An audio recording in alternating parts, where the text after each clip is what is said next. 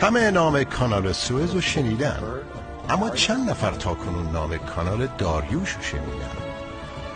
و من فرمان دادم این آب راه را بکنند تا کشتی ها بتوانند از رودخانه‌ای که نیل نام دارد و در مصر جاری است به دریایی روند که از پارس می آید.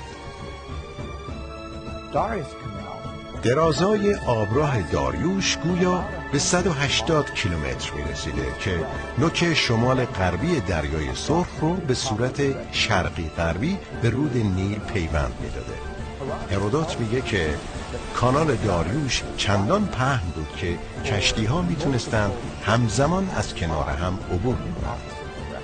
این کار مهندسی عظیم هخامنشیان حدود 2500 سال پیش از ساخت کانال امروزی انجام شده.